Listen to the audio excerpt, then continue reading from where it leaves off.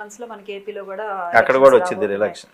ఇప్పుడు చూడండి ఎంత హీట్గా వెళ్తున్నాయంటే ఏపీలో మీకు తెలియదు కాదు. షర్మిల తెలంగాణ నుంచి అవును. ఏపీ పిసిసి చీఫ్ గా వెళ్ళారు. ఎలా వెళ్ళింది. ఉండబోతున్నాయి ఏపీ పాలిటిక్స్, ఏపీ ఎలక్షన్స్ ఎలా ఉండబోతాయి? డెఫినెట్ ఫైట్ అండి, డెఫినెట్ ఫైట్.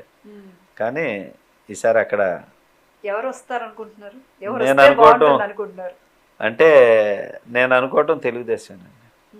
తెలుగుదేశం జనసేన వస్తుంది అనుకుంటున్నారు. డెఫినెట్ వస్తే బాగుంటుంది అని కూడా అనుకుంటున్నారు.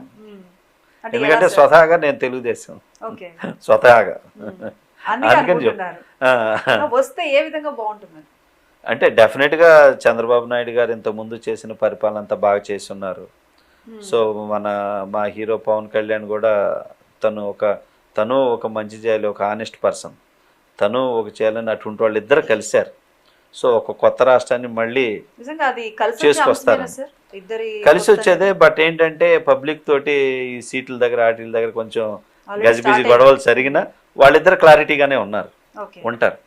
సో డెఫినెట్గా ఆంధ్రప్రదేశ్ అభివృద్ధికి వాళ్ళు తోడ్పడతారని నేను అనుకుంటున్నాను. ఎందుకంటే ఇంతకుముందు చంద్రబాబు గారు చేసి చూపించారు కదా, ఒకప్పుడు ఉమ్మడి రాష్ట్రాన్ని ఆయన చేసి చూపించారు.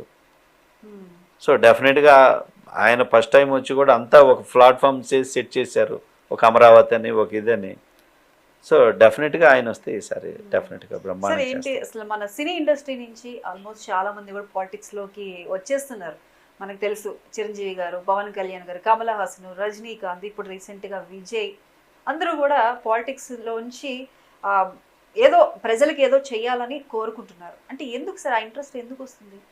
అంటే హీరోలు అయిన తర్వాత అల్టిమేట్ నెక్స్ట్ ఏం లేదు, పొలిటికల్ లీడర్ సీఎం అనేది ఉంది, దానికోసం వస్తున్నారు. అంతేనా సార్? అంతే, డెఫినెట్. అది తర్వాత ఏంటంటే ముఖ్యంగా పబ్లిక్కి ఇది చేయాలని రావాలి.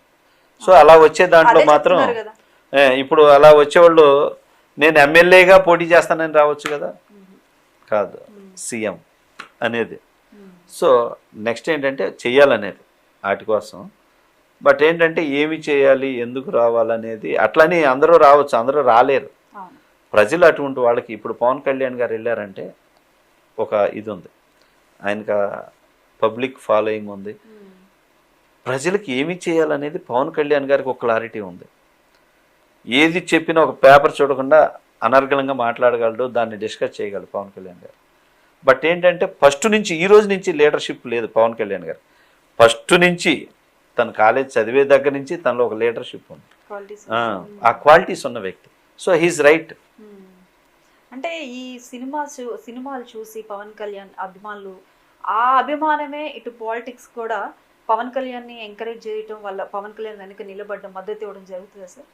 అంటే లాస్ట్ టైము కొంత అటు ఇటు అవుతూ ఉన్నారండి. అంటే పబ్లిక్లో మేము ఇక్కడ ఇలా సపోర్ట్ చేస్తున్నాం, అక్కడికి వెళ్ళేసరికి ఆయనే మా హీరో, ఇక్కడికి వెళ్ళేసరికి మాకు ఈయన హీరో, ఇక్కడ ఈయన హీరో, ఇట్లా అయిపోతూ ఉందండి. కొంచెం దానికి టైం పట్టింది. ఇప్పుడు ఎదుటి వ్యక్తి ఏంటని చూసి ఎదుటి వ్యక్తిది అని తెలిసే వరకు సపోర్ట్ చేస్తారు. ఎదుటి వ్యక్తి ఇలా రాంగ్ అన్నప్పుడు ఇక అప్పుడు మళ్ళీ ఈయన బలం పుంజుకుంటారు. సో దానికి ఎప్పుడు ఆ టైం కావాలి. పవన్ కళ్యాణ్ గారు ముందు ఈ జరిగినవి అన్నీ కూడా ఒక రకంగా మంచిదే. ఎవరు బెస్ట్, ఎవరు రైటు, ఎవరు నిలబడ్డారని తెలుస్తుంది పబ్లిక్. ఇప్పుడు తెలిసి వస్తుంది సార్. అప్పుడు చిరంజీవి గారు ప్రజారాజ్యం పార్టీ పెట్టారు, తర్వాత కొన్ని కారణాలతో కాంగ్రెస్ లో కలిపేశారు, అయిపోయింది. ఇప్పుడు పవన్ కళ్యాణ్ గారు జనసేనతో ముందుకు వచ్చారు. నిజంగా ఇది వారికి ప్లస్సేనా? 100% ప్లస్ అండి. చిరంజీవి గారు చాలా మంచోడు అండి. చిరంజీవి గారు అసలు అంత మంచి వ్యక్తి, చాలా మంచోడు. ఆయన ఏంటంటే స్ట్రైట్గా ఒకరిని అనలేడు, చాలా మంచి వ్యక్తి చిరంజీవి గారు. అనడు. ఆయన ఇంకా ఆయన అనిపించుకొని ఆయన సైలెంటే వెళ్ళిపోతాడు. పవన్ కళ్యాణ్ గారు అనిపించుకున్నా మళ్ళీ ప్రశ్నిస్తాడు అక్కడ. చిరంజీవి గారు అనిపించుకున్నా మనం ఎందుకు, వాళ్ళు ఏదో మాట్లాడారు తెలియక, నేను తెలిసినోడిని కదా, మళ్ళీ నేను ఎందుకు వాళ్ళని అంటాం, సో ఎందుకు మనం సైడ్ అవుదామని ఆయన సైలెంట్గా పక్కకి వెళ్తారు. అంత మంచివాడు చిరంజీవి గారు.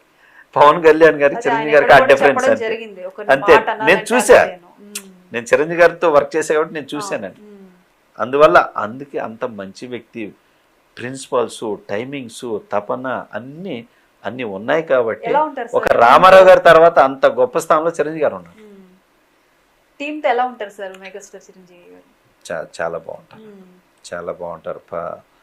ఎవరు వచ్చారు, భోజనాలు ఎలా వస్తున్నాయి, టిఫిన్లు ఎలా వస్తున్నాయి, అందరికి బాగున్నాయా, అందరికి కరెక్ట్గా అందుతున్నాయా, ఒక చిన్న యాక్టర్ అన్నీ వచ్చి పలకరించినా చూసుకుంటారు. కూడా నుంచొని విష్ చేస్తారని కూడా చాలా విన్నాం సార్. మంచోడు అండి, అందువల్లే ఇన్ని సంవత్సరాలు మెగాస్టార్గా ఉండగలిగాడు. సార్ అండ్ ఇంకా మీ విషయానికి వస్తే కమింగ్ మీకు డైరెక్టర్ ఎలక్షన్స్ రాబోతున్నాయి. అవునండి, మీరు నిలబడుతున్నారా, పోటీ చేస్తున్నారా, నిలబడుతున్నాను. ఏంటి? ప్రెసిడెంట్గా నిలబడుతున్నా, ఈసారి విజయం సాధిస్తున్నా.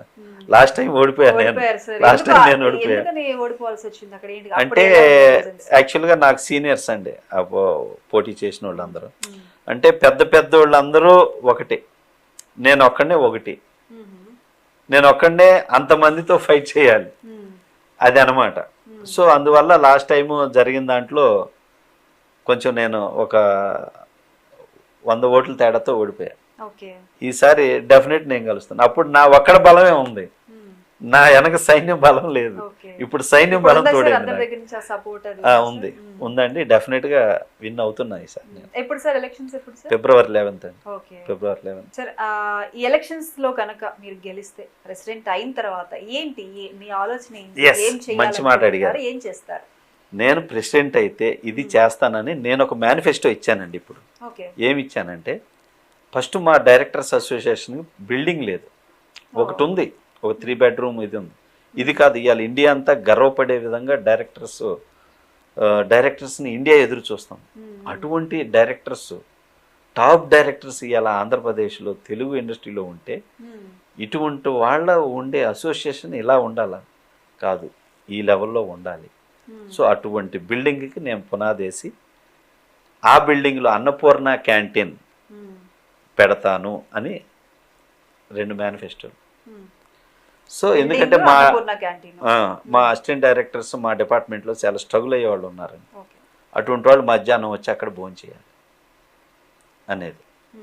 నెక్స్ట్ హెల్త్ కార్డులు అండి. చాలామంది ఆరోగ్యం పట్ల చాలా, మా డైరెక్టర్స్ సభ్యుల్లో కొన్నాళ్ళు పని ఉంటుంది, కొన్నాళ్ళు పని ఉండదు. వాళ్ళకి హెల్త్ సైడ్ భరోసా కావాలి. సో ఇటువంటి దానికి ఒక 3 హాస్పిటల్స్తో మాట్లాడి హెల్త్ కార్డులు అండి రెడీ చేశాం. నెక్స్ట్ మా అసోసియేషన్కి ఫండ్ రైజింగ్ ఏమండి. అలాగే కొత్తగా డైరెక్టర్ అయ్యే వాళ్ళకి, మేము డైరెక్టర్ అయితే నేను ఇలా సినిమా తీస్తాను అని చూయించుకోలేరు. సో అలా వాళ్ళు చూయించుకోవటానికి, ఒక డెమో చేసుకోవటానికి కెమెరా, డబ్బింగ్, ఎడిటింగ్, ఈ ప్రాసెస్ ఏమండి. ఎవరికన్నా ఏ ఫ్యామిలీకి, ఏ సభ్యుడికైనా ఆపద వస్తే నేను 24 hours టచ్లో ఉంటా. ఇది TFDA హెల్ప్ లైన్ అని, ఆ హెల్ప్ లైన్ నుంచి మీకు ఎనీ టైం ఒక కుటుంబ సభ్యుడిగా, అంటే Telugu film directors association, so దాని సభ్యుడిగా మీకు 24 hours నేను మీకు అండగా ఉంటా. ఎవరికి ఏ సమస్య ఉన్నా నా దగ్గర రండి, నేను మీతో ఉంటా, మీ సమస్యని సాల్వ్ చేస్తా అని. ఇవి మేము పెట్టిన మేనిఫెస్టో. ఇంకా